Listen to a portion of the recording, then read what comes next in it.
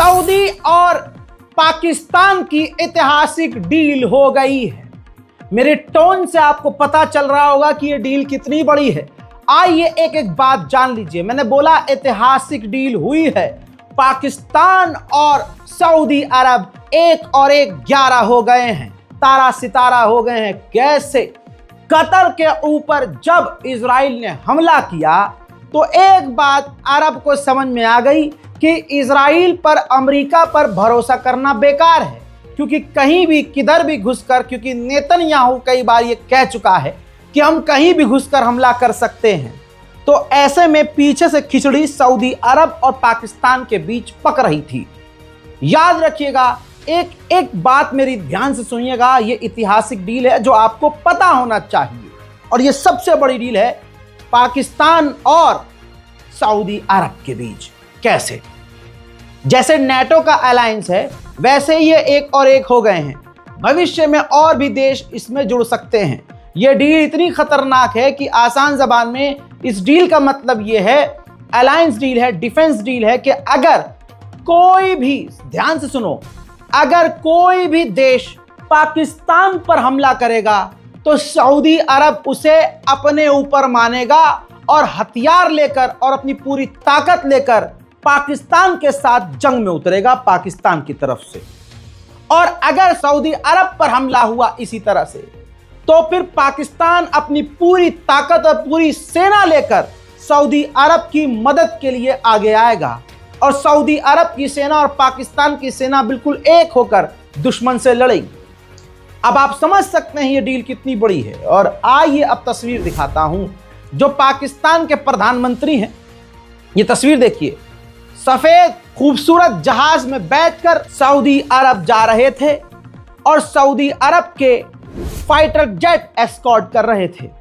पाकिस्तान के प्रधानमंत्री शहबाज शरीफ पूरे भौकाली स्टाइल में उन फाइटर जेट, सऊदी अरब के फाइटर जेट को सल्यूट करते हुए और उनको देखते हुए ध्यान से नजर आ रहे थे। अब अगली तस्वीर आप ये देखें, सऊदी अरब के सीधा मोहम्मद बिन सलमान से डील की गई है। पाकिस्तान के डिफेंस मिनिस्टर, पाकिस्तान के सेनापति और जो आसिम मुनीर है, और उनके अलावा जितने टॉप, यानी पाकिस्तान की पूरी गवर्नमेंट ऑफिशियल मोहम्मद बिन सलमान से मिली है। ये जो तस्वीर आप देख रहे हैं, ये इतिहास में बहुत कम देखी जाती है और बहुत कम देखी जाएगी कि पाकिस्तान और सऊदी अरब इस कदर क्लोज हो गए हैं। यह बहुत बड़ी बात है कि दोनों देशों ने इस स्टेटमेंट पर साइन कर लिया कि भाई अगर तुम पर हमला हुआ तो मैं अपने ऊपर मानूंगा, मुझ पर हमला हुआ तो अपने ऊपर मानना। दोनों ने लिखित में डील कर ली है। यह बात बहुत बड़ी है।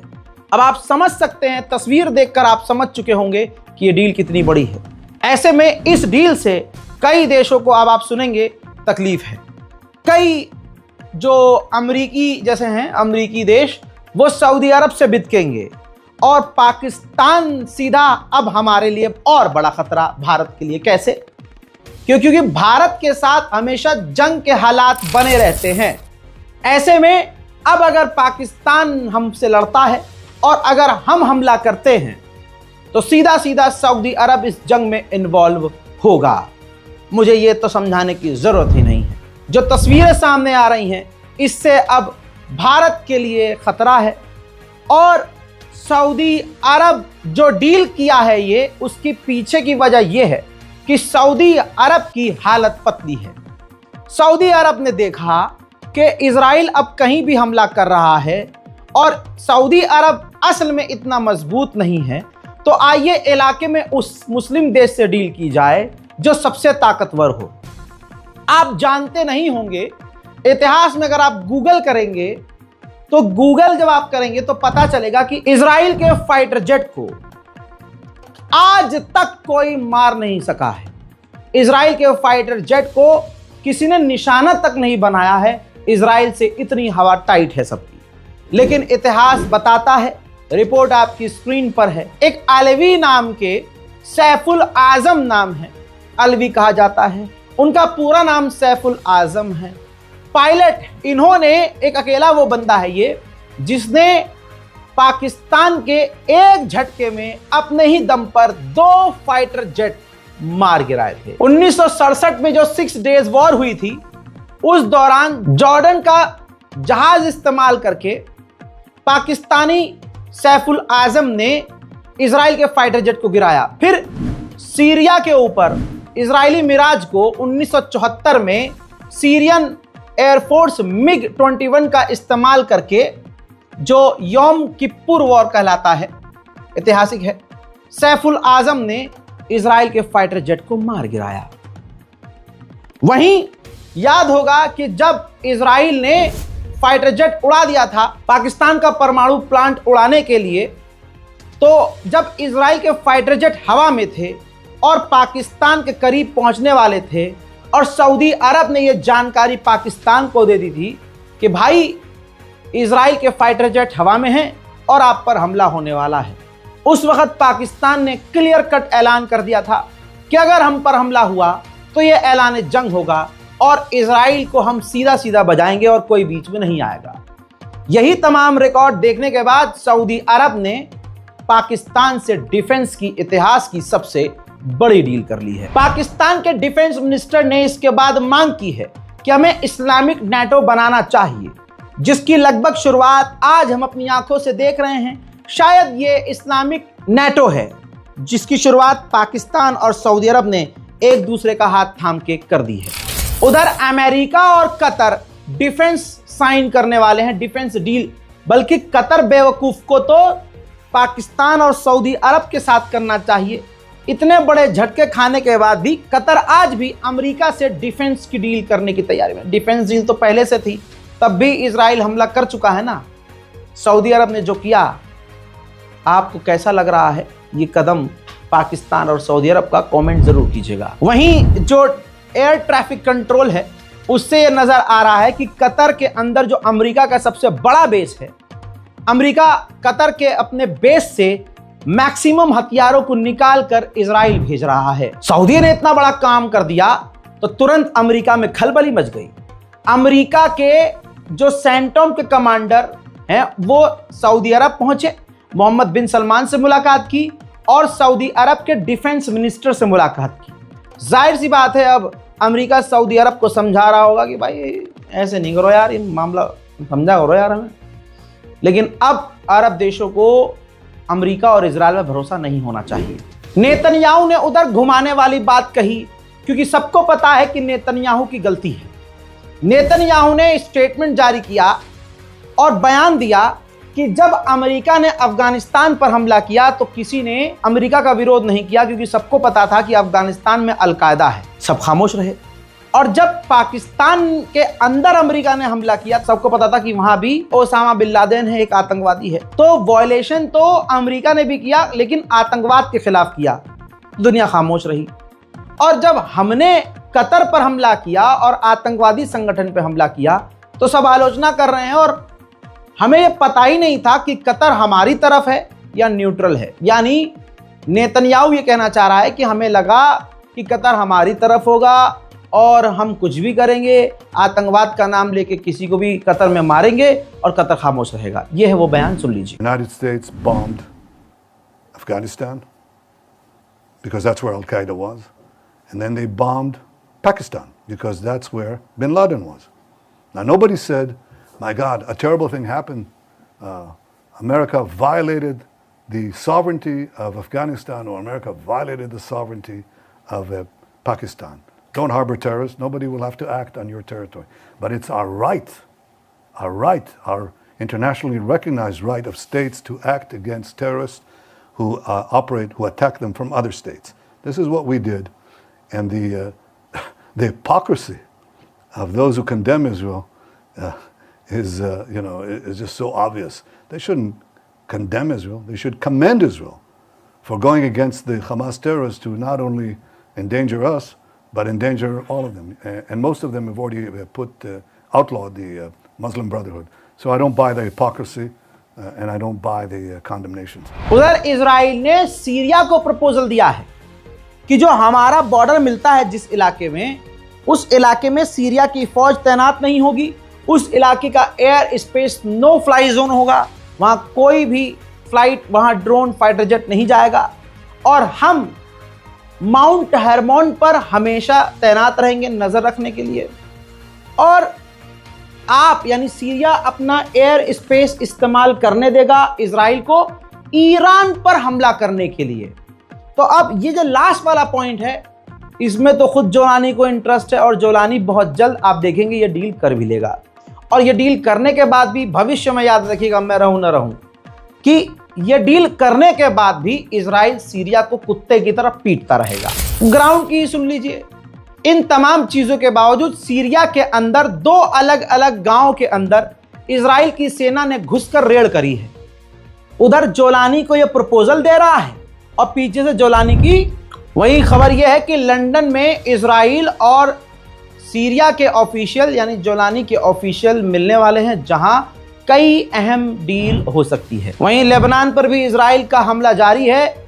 इजराइल ने लेबनान पर हमला करके 2 लोगों को मार दिया है, कई लोग घायल हैं। इजराइल के निशाने पर क्या क्या है आपको पता है? ये तस्वीर देखिए। इजराइल खासकर गाजा के अंदर अगर कोई मस्जिद, कोई मीनार, कोई गुंबद नजर आ रही है तो उसको स्पेशली निशाना बनाकर उड़ा रहा है। उधर जापान की हालत पतली। जापान ने कहा कि हम फिलिस्तीन को मान्यता नहीं देने वाले, क्योंकि ऐसा अगर हमने किया तो हमारे रिश्ते अमेरिका से खराब हो जाएंगे। वहीं ब्रिटेन फिलिस्तीन को मान्यता देने वाला था, लेकिन अचानक से डोनाल्ड ट्रंप ब्रिटेन पहुंच गए, जिसकी वजह से ब्रिटेन ने मान्यता देना जो है डिले कर दिया है। इजराइल के ऊपर आज भी हुथीज की मिसाइल पहुंच रही हैं, भले ही इजराइल उसे मारकर गिरा रहा है। हजरात, हॉलीवुड के टॉप एक्टर पूरी तरह से फिलिस्तीन के समर्थन में हैं। आप इस चेहरे को, इस कैरेक्टर को पहचानते होंगे, डॉक्टर स्ट्रेंज। जी हाँ, ब्रिटेन में तस्वीर ये देखिए, एक शो हुआ जिसके अंदर डॉक्टर स्ट्रेंज का कैरेक्टर निभाने वाले एक्टर ने फिलिस्तीन का समर्थन किया और फिलिस्तीन के अंदर जो इजराइल ने बमबारी की, एक राइटर की जो मौत हुई, जिसमें उनकी बात को और उनकी लाइन को उन्होंने पढ़ा, कोट किया और फिलिस्तीन को फुल सपोर्ट किया।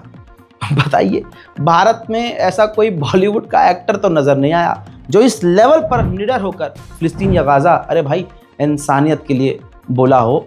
कोई ऐसा नजर नहीं आया। इसी तरह से जो हल्क का कैरेक्टर निभाने वाले एक्टर हैं, उन्होंने दूसरी मर्तबा एक पॉडकास्ट में साफ कहा कि इजराइल गज्जा के अंदर जेनोसाइड कर रहा है और हर तरह के इल्जाम से बचने के लिए वो धर्म का इस्तेमाल कर रहा है। ऐसी बहुत सारी जगह हैं जहां धर्म के नाम पर दूसरे समुदाय के लोगों को कत्ल किया जाता है, जेल भेजा जाता है, मारा जाता है। जिन लोगों को इजराइल के लोग, इजराइल की सरकार और इजराइल बड़ा अच्छा लग रहा है, सुन लीजिए हकीकत। पिछले साल ही लगभग 80,000 इजरायलियों ने, 79,000 इजराइलियों ने अपना मुल्क इजराइल परमानेंटली छोड़ दिया है और विदेश जाकर बस गए हैं। यूएन के ऑफिशियल ने कहा है कि इजराइल जो हमारे सवाल में जवाब लौटा रहा है ना हमें, वो जवाब इस तरह से दे रहा है कि अब हम बोर हो गए हैं। वही जवाब, और ऐसा लग रहा है कि इजराइल के पास जवाब देने के लिए कुछ नहीं है।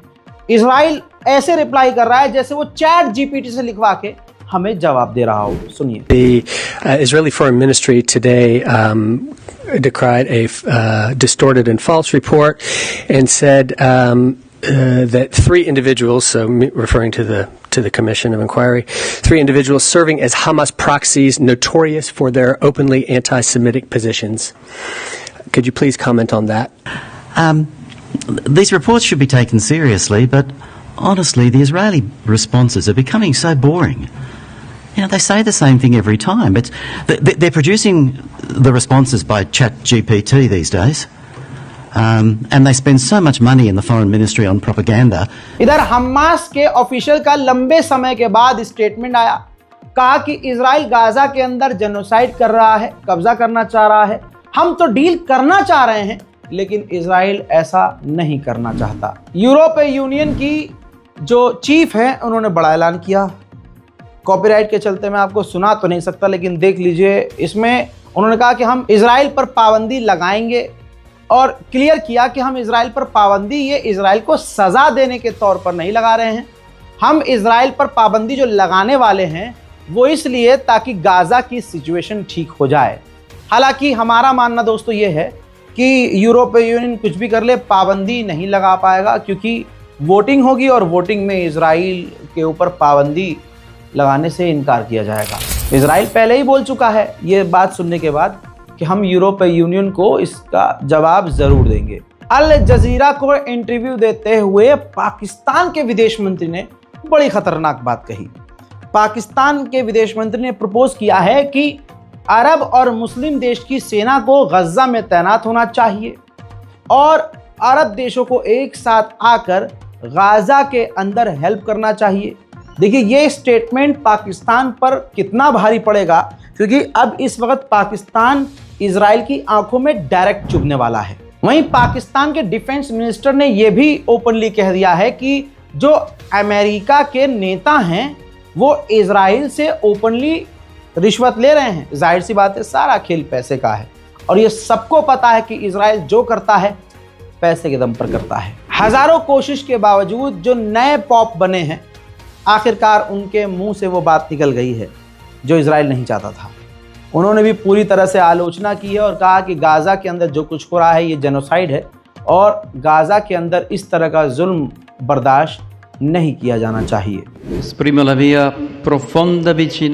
I express my deep closeness with the Palestinian people in Gaza, che continua a vivere nella paura, who continue to live in fear and survive in unacceptable conditions, forced once again to leave their land. con la forza spostarsi ancora una volta dalle proprie terre. Before the Almighty Lord, who commanded us not to kill, and in front of the whole of human history, every person always has an inviolable dignity that must be respected and protected. Ogni persona ha sempre una dignità inviolabile da rispettare e da custodire. Ireland के राष्ट्रपति ने तो जो बात कही वो 100% सच।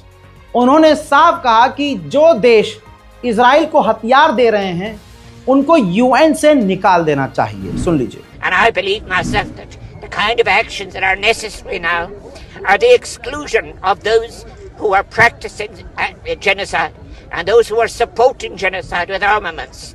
We must look at their exclusion from the United Nations itself, and we should have no hesitation any longer in relation to ending trade with people who are inflicting this on our fellow human beings.